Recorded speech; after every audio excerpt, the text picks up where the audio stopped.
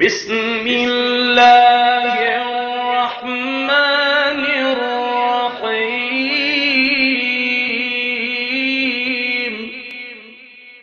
أعوذ بالله السميع العليم من الشيطان الرجيم بسم الله الرحمن الرحيم الحمد لله رب العالمين وبه نستعين وصلى الله على سيدنا محمد وعلى الطاهرين وعلى الله دائم أجمعين من الآن إلى قيام يوم الدين آمين رب العالمين.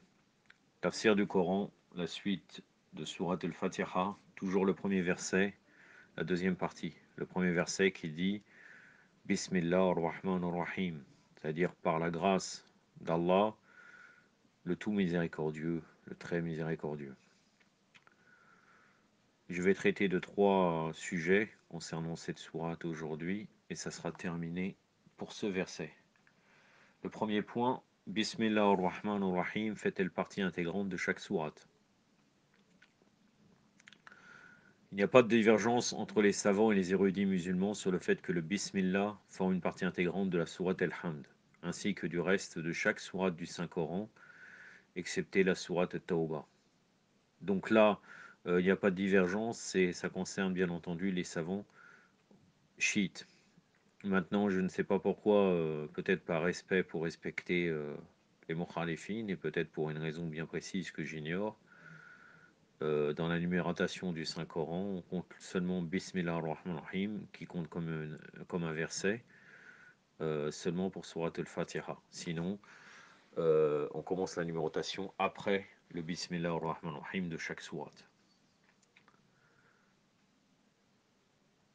La présence du Bismillah ar-Rahman ar-Rahim au début de chaque chapitre du Saint-Coran soutient cette affirmation, le fait qu'il fait partie de la sourate, puisque c'est une obligation de le dire au début de chaque sourate, sauf pour la sourate Tawbah. Nous savons en effet tous que depuis le temps du noble prophète sallallahu alayhi wa alayhi jusqu'à nos jours, rien n'a été ajouté du Saint-Coran. Muawiyah ibn Amr, l'un des compagnons de l'imam Sadiq alayhi salam, a dit: j'ai demandé à l'imam alayhi salam si je devais prononcer le Bismillah au début de la sourate al-Fatiha quand je me tiens debout pour accomplir la prière. Il a répondu oui. Je lui demandai à nouveau: devrais-je lire le Bismillah pour montrer que j'ai fini avec la sourate al-Fatiha et que je passe à la sourate suivante? Il répondit une fois de plus oui. Ça, c'est dans Usul al-Kafi, le volume 3, page 312. Darqutni, un savant Bakri, cite en ces termes l'imam Ali alayhi salam dans un hadith reposant sur une chaîne de transmission authentique. Un homme demanda à l'imam Ali alayhi salam: qu'est-ce que le Sabah al-Masani? 7 versets. L'imam lui répondit: c'est la sourate al-Hamd. L'homme dit: la sourate al-Hamd contient 7 versets. L'imam alayhi salam lui répondit: Bismillah ar-Rahman ar-Rahim est aussi un de ces versets. El-Qan, volume 1, page 93. Même actuellement, ça dépend des différentes versions de lecture du Coran actuel qui concernent les mukhalifines. Pour le Surat al-Fatiha, le premier verset, c'est le Bismillah ar-Rahman ar-Rahim. Pour d'autres lectures, parfois, il y a aussi 7 versets parce qu'ils ne peuvent pas sortir ils peuvent pas sortir du fait que Surat al-Hamd, ils ne peuvent pas nier qu'à 7 versets. Donc ils coupent à un moment donné dans la sourate. Je pense que peut-être à Iyaka na'budu, Iyaka nasta'in, ils font 2 versets. En tout cas, ils ne comptent pas le Bismillah. Et après, ils coupent pour arriver à 7 versets. Mis à part tout cela, on remarque que les musulmans ont toujours gardé l'habitude de commencer chaque sourate du Saint-Coran par Bismillah ar-Rahman ar-Rahim, excepté la sourate Tawbah.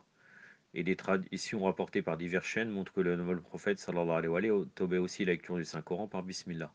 Après, ils divergent chez les mukhalifines. Certains le disent à voix haute, certains le disent à voix basse.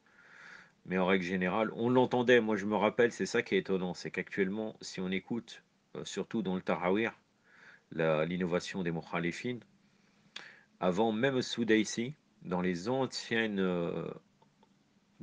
enregistrements, à l'époque quand on avait les cassettes, on entendait tout doucement qu'ils disaient Bismillah. Mais actuellement, on n'entend plus rien. Donc je me pose beaucoup de questions. Est-ce qu'actuellement, ils continuent à réciter? Ou bien sinon, ils récitent dans le cœur. Mais en tout cas, on ne l'entend pas. Très très souvent, on n'entend plus le Bismillah au début de chaque sourate.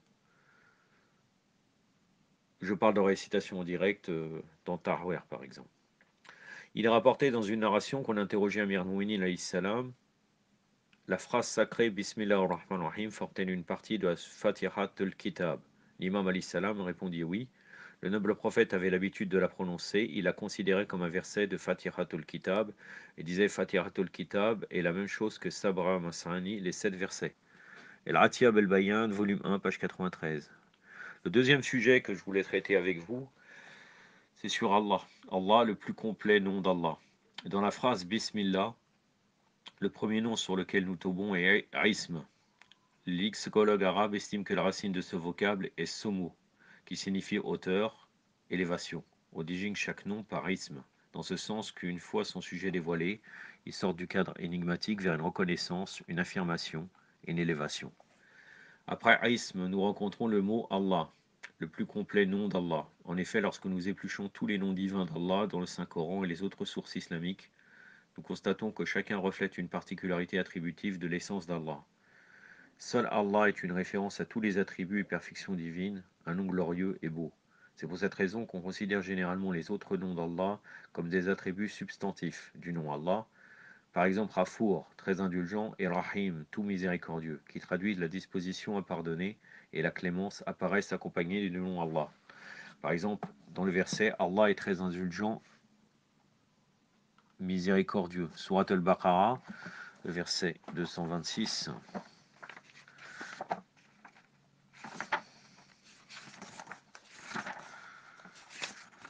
Donc la sourate de la vache. À la fin du verset, A'udhu billahi samir al-alim minash shaitanir rajim, inna Allah ghafurur rahim. Sadaqallahu al-ali al-alim. Donc là, il y a toujours Allah. Il en est de même pour Samir, omniscient, qui fait allusion au fait que Allah est totalement informé de tout ce qui est audible.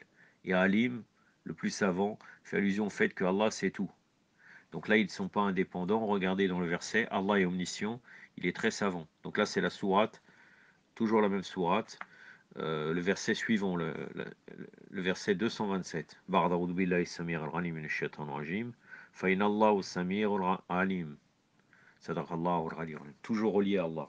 Basir, observateur par excellence, montre que Allah a toute chose sous sa loupe. Allah observe bien ce que vous faites. Toujours non indépendant d'Allah Azzawajal. Ça c'est Surat al-Hujurat, le verset 18.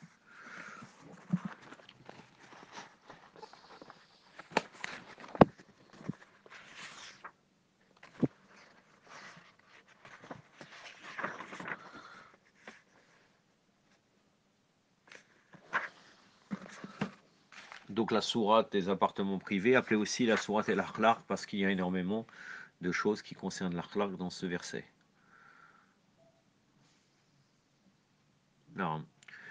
Sourate al-Hujurat, verset 18.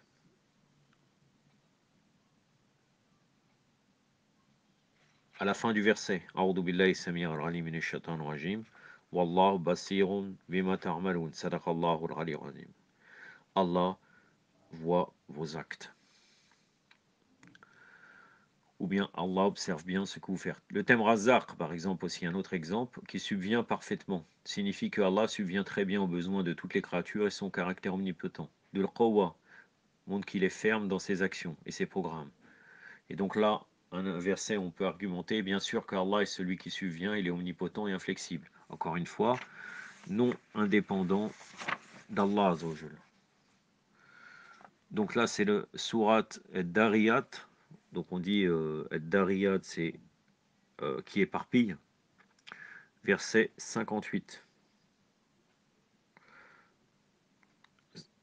أعوذ بالله السميع العليم من الشيطان الرجيم إن الله هو الرزاق ذو القوة المتين صدق الله العلي العظيم. Khaliq, créateur, et Barir, initiateur, sont des attributs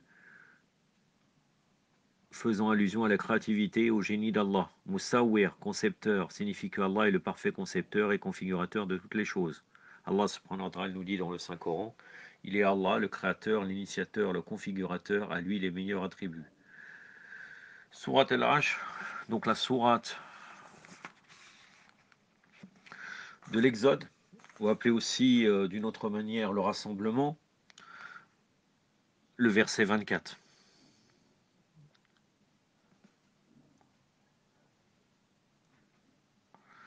بعد أعوذ بالله السميع العليم من الشيطان الرجيم هو الله خالق البارئ المصور له الأسماء الحسنى صدق الله العلي العظيم.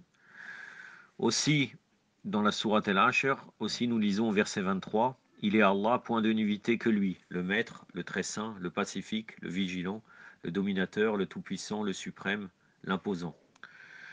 Donc là,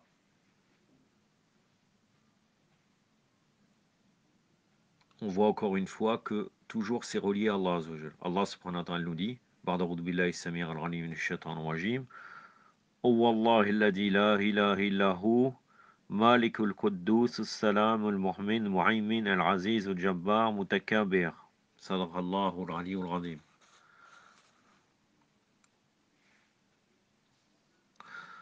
L'une des preuves que ce nom est complet est l'attestation de foi dont la validité ne tient que si on prononce le nom d'Allah. Le nom Allah dans la formule La ilaha illallah. Point de n'éviter qu'Allah, les expressions comme La ilaha al-alim, ila al-khaliq ou ila al-razaq, point de n'éviter que le très savant, le créateur, celui qui subvient, ne suffisent pas pour exprimer l'unicité ou le tawhid, ou pour faire de quelqu'un un adepte de l'islam. D'ailleurs, quand les adeptes d'autres doctrines religieuses veulent désigner ce qu'adorent les musulmans, ils disent Allah, subhanahu wa ta'ala. Ce qui montre que seuls les musulmans utilisent ce mot pour nommer le Dieu qu'ils adorent. Le troisième point, et ça sera terminé par cela, Ar-Rahman Ar-Rahim, la miséricorde générale et particulière d'Allah. Les mots Ar-Rahman, le clément, ou bien le tout miséricordieux, et Ar-Rahim, le très miséricordieux, ou bien le miséricordieux, sont des adjectifs ou épithètes dérivant des termes Rahma, miséricorde. Il est connu au sein d'un groupe de commentateurs de Coran que l'attribut Ar-Rahman fait allusion à la miséricorde générale d'Allah. Et cette miséricorde concerne à la fois les amis, les ennemis, les croyants, les mécréants, les bienfaiteurs et les malfaiteurs. En effet, nous savons que l'appui infini de la miséricorde d'Allah touche tout le monde. L'ombre étendue de sa miséricorde couvre tout, et ses bienfaits s'étendent sur tout partout. Toutes ces créatures jouissent des richesses de la vie et elles prélèvent leur subsistance de la vaste table des providences divines infinies. Telle est la miséricorde générale d'Allah, une miséricorde qui couvre tout l'univers et tout le monde est noyé dans cette grande mer. Par contre, Rahim fait allusion à une forme de miséricorde ciblée d'Allah qui touche particulièrement les serviteurs croyants, soumis, pieux et obéissants. En effet, ils méritent cette miséricorde par rapport à la foi et aux bons actes qu'ils accomplissent, une miséricorde et un bienfait particulier dont les pervers et les malfaiteurs privés n'en profitent pas. Cette affirmation s'appuie sur le fait que le Rahman est employé dans tout le Coran sous la forme infinie, ce qui traduit une certaine généralité, alors que le Rahim traduit parfois une idée définie et est souvent employé de manière limitée pour désigner une forme de particularité, comme c'est le cas ici, et il est le miséricordieux envers les croyants. Sourate El-Ahzab, le verset 43. À la fin du verset, Ba'da billahi samir al-alim minash shaitanir rajim. وَكَانَ اللَّهُ بِالْمُؤْمِنِينَ رَحِيمًا صدق الله العلي العظيم. Il est un miséricordieux, donc là, Ar-Rahim, envers les croyants. Parfois, il est utilisé de manière infinie, comme c'est le cas dans la sourate Al-Fatiha. Il est rapporté que l'imam Sa'ad alayhi salam a dit Allah est adoré par toutes les choses, il est clément envers toutes les créatures, et particulièrement miséricordieux envers les croyants. Al-Kafi, aussi Al-Tawhid de Shir Sadouk, Mani al-Arbar, et aussi Mani al-Arbar. Raison pour laquelle, en ce qui concerne l'engagement des initiatives et des actions, nous devrons commencer par le nom d'Allah. Et lorsque nous voulons le faire, nous devons nous accrocher à la fois sur sa clémence générale et sa miséricorde particulière. Ce qui est particulier ici est que la force et la dynamique attirante ont un côté général porté sur la miséricorde. Pour établir un lien entre la créature et le Créateur, il faut se servir de l'attribut de miséricorde. Donc les vrais croyants commencent chaque chose avec Bismillah ar-Rahman ar-Rahim, pour montrer qu'ils se détachent de tout et se connectent sur Allah, à qui ils demandent secours et assistance. La miséricorde divine est immense et aucune créature n'en est privée.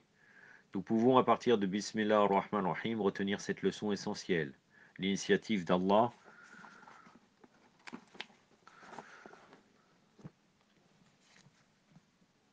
est fondée sur la miséricorde.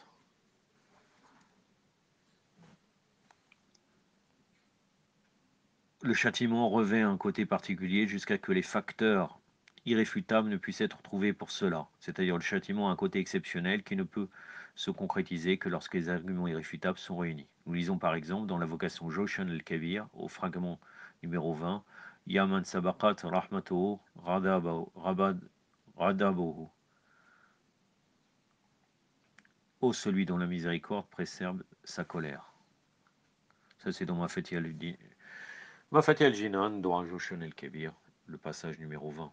Les gens doivent se comporter ainsi dans leur programme de vie, c'est-à-dire faire en sorte que leurs actes et leurs initiatives reposent sur la miséricorde et la tolérance. Ce n'est que le cas de forces majeures qu'ils peuvent avoir recours à la violence. Nous terminons cette partie par un hadith plein de messages et de significations du vénéré prophète sallallahu alayhi wa alayhi. Allahumma salli ala Muhammad wa ali Muhammad wa lajjal farajahum wa la'anadahum. En effet, en expliquant les différentes formes de miséricorde immense d'Allah, le prophète sallallahu alayhi wa alayhi dit: Allah exalté soit-il a 100 formes de miséricorde, et il a fait descendre sur terre l'une de ces miséricordes, qu'il a répartie entre ses créatures. L'affection et l'amour qui existent entre les gens ne sont qu'un reflet de cette miséricorde. Il a réservé les 99 autres pour lui, et le jour du jugement, il fera en sorte que ses adorateurs et ses serviteurs en profitent.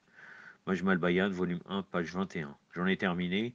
Inch'Allah, la prochaine fois, ça sera le verset Alhamdulillah Rabbil Alamin. Aqtafi Abad al-Qadr, wa sallallahu ala Muhammadin wa atrati al-tahirin. Wassalamu alaikum wa rahmatullah.